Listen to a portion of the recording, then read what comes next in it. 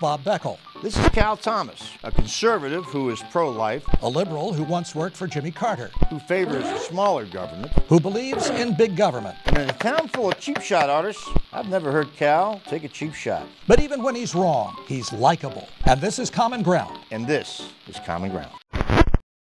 Welcome again to Common Ground, a video version of Bob Beckel's and my bi-weekly USA Today column in which we try to figure out how to bridge Washington's partisan divide. Let's see now, Bob. Happy days are here again. Oh, excuse me, that's your song. Yeah, it reminds me of the picture of what I feel about for my party is the picture of the blind guy and his guide dog is dead. He says, "I am blind and my dog is dead."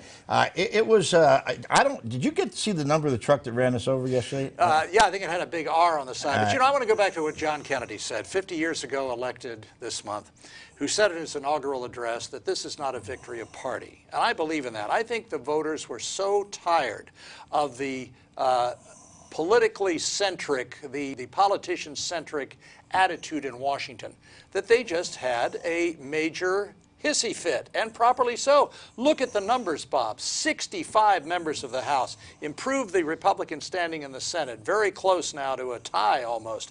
19 state legislatures, and all the governorships, Pennsylvania, Michigan, Ohio, New Mexico, the first woman governor and a Latina woman.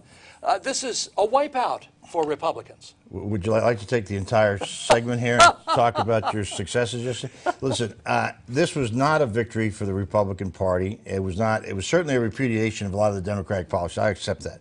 But it was a message about politics as usual, and people are tired of it, and they want to see something change. Here's the problem. The people that got elected for the Republicans in the House are much more conservative now. They have a much more conservative caucus. Now, with the Democrats that went down, the moderates and conservatives, the House Democratic caucus is very liberal. I have a real question in my mind whether they're going to be willing to sit down with one another and work something out and find common ground. That's my real fear. But I'll tell you one thing, they better have gotten the message that this was not about some right-wing agenda or left-wing agenda. It was about getting something done. All right, well, in his news conference after the election on Wednesday, the president used common ground and consensus and getting along several times. He said he's going to sit down with Mitch McConnell and the presumed new Speaker of the House, John Boehner.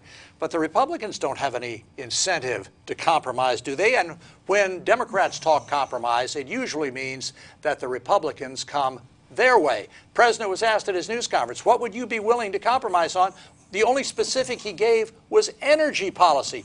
Let's see, I don't think that was at the top of the agenda on this election, do you? Listen, first of all, I think the president should have been a little bit more humble than he was in that press conference. But having said that, he has gotten out of the gate first, saying he was willing to sit down and compromise. The leader of the Senate, Mitch McConnell, the minority leader, said before the election, said, our goal in the next 2 years is to ensure that Barack Obama doesn't have a second term. Yeah. What is that all about? And the Tea Party people are saying no compromise, no compromise. I'm telling you that the public, if that happens and they perceive that it's the Republicans not willing to sit down and find compromise with the president, they're going to turn on him. Because one thing happened in this election. This is no longer a post-partisan thing that we talked about after Obama. It's a post-party environment out there where there are very few people who are loyal to either party, and they will switch on a dime. And they've shown that now. We've had 3 wave elections in a decade, and the days of the 10, 15, 20, 30 years of control are over. No, you're right. If you look at the numbers, and I know you do, the independents who went for Obama last time in huge numbers went for Republicans this time. Same with women. The women vote that went last time. Same with young people. Not a turnout. Was down substantially about young people. I think you're absolutely right.